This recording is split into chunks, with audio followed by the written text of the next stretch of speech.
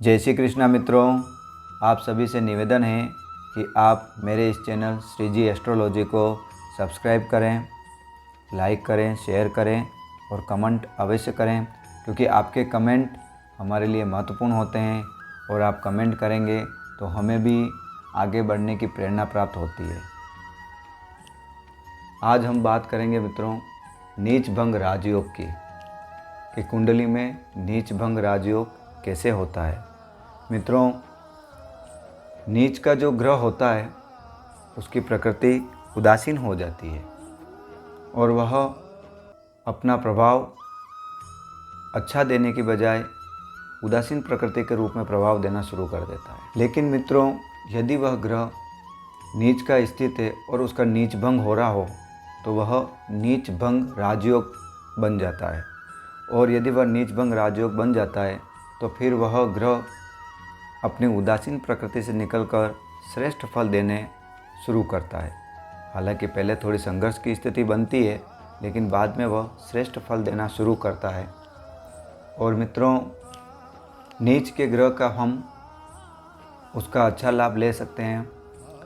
ऐसी कई कुंडलियां देखी गई है मित्रों, जिन कुंडलियों में उनके ग्रह नीच के बैठे हुए हैं, लेकिन वह कई बड़े बड़े पदों पर पहुंच गए हैं। राजनेता हैं तो राजनीति में पहुंचे हैं, अधिकारी वर्ग है तो उच्च अधिकारी बने हैं।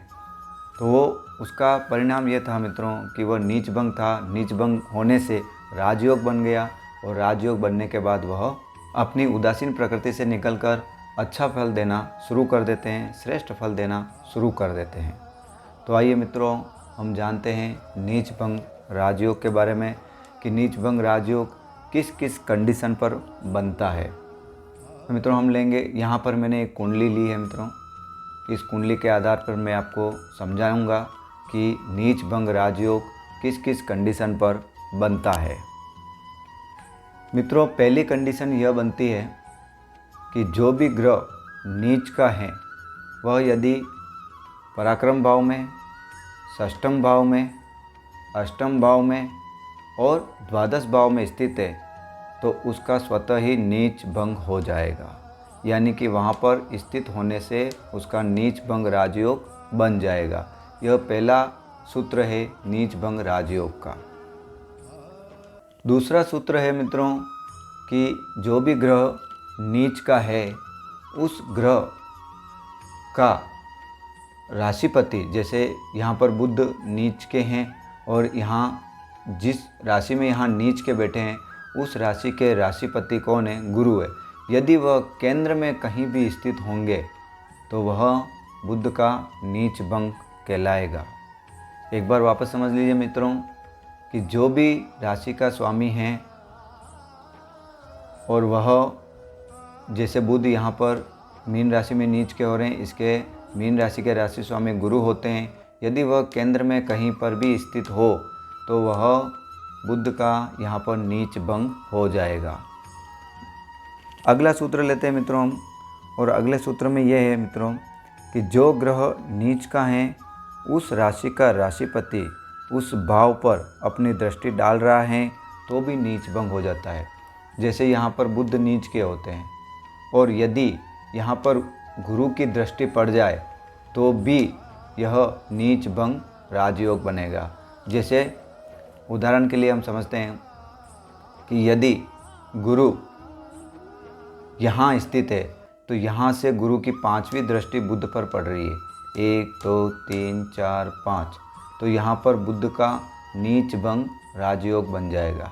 यदि गुरु यहाँ पर स्थित है तो गुरु की 7वीं दृष्टि बुध पर पड़ रही है तो यहाँ पर भी मित्रों बुध का नीच भंग हो जाएगा।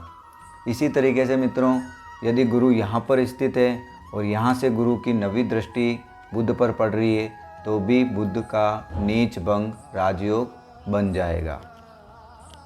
इसी प्रकार मित्रों, चौथा जो सूत्र है वह सूत्र यह कहता है कि जिस राशि में जो ग्रह नीच का है उस राशि का राशिपति जहाँ उच्च का होता है उस राशि का स्वामी केंद्र में हो तो नीच भंग हो जाता है। यहाँ पर बुध नीच के स्थित है और ये किसकी राशि में स्थित है? गुरु की राशि में। मीन राशि गुरु की राशि। गुरु यदि अब गुरु यहाँ पर देखा जाए तो यहाँ स्थित है सिंह राशि में, लेकिन गुरु उच्च के कहाँ होते हैं? कर्क राशि में। गुरु यहाँ पर कर्क राशि में उच्च के होते हैं मित्रों। तो इस राशि जिस राशि में वह उच्च के हो रहे हैं कर्क राशि, उसका राशि स्वामी है चंद्रमा। और चंद्रमा कहाँ स्थित है मित्रों? केंद्र में।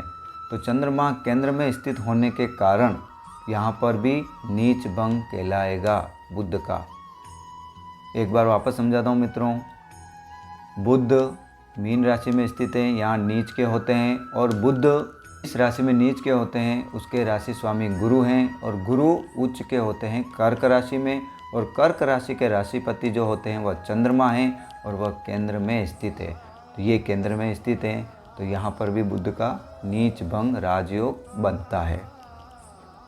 5वां सूत्र है मित्रों कि जो ग्रह जिस राशि में नीच का हो रहा है उसका राशिपति भी वहीं बैठ जाए तो नीच भंग राजयोग बनता है। मित्रों यहाँ पर बुध मीन राशि में नीच के हो रहे हैं, राशि के स्वामी गुरु बनते हैं। अगर गुरु भी यहीं पर आकर स्थित हो जाए तो यहाँ पर बुध का स्वतः ही नीच भंग हो जाएगा, क्योंकि राशिपति स्वयं यहाँ आकर स्थित हो गए। और कोई भी राशि स्वामी जब स्वयं यहाँ आकर स्थित होता है तो वह अपने घर को खराब नहीं होने देता है। फलस्वरूप यहाँ बुध का नीच भंग हो जाएगा। यदि मैंने जो आपको बीच में सूत्र बताया था कि दृष्टि वाला, तो दृष्टि वाले का भी यही है कि वो दृष्टि डालेंगे तो अपने घर को खराब नहीं होने देंगे, उसके कारण भी बुध का नीच भंग होता है। और यहाँ साथ में स्थित हो गए तो भी वो अपने घर को खराब नहीं होने देंगे, तो यहाँ बुध का नीच भंग हो जाता है। इसी प्रकार मित्रों यदि बुध यहाँ पर मीन राशि में नीच के हो रहे हैं और यही बुध यदि नवमांश में उच्च के जाकर स्थित हो जाते हैं, कन्या राशि में जाकर बैठ जाते हैं, तो भी बुध का नीच भंग राजयोग बन जाता है। तो मित्रों इस प्रकार यह किसी भी ग्रह का नीच भंग होता है और उसका नीच भंग राजयोग बनता है, ये सूत्र उसमें लागू होते हैं कि किस प्रकार वह नीच भंग राजयोग बनता है।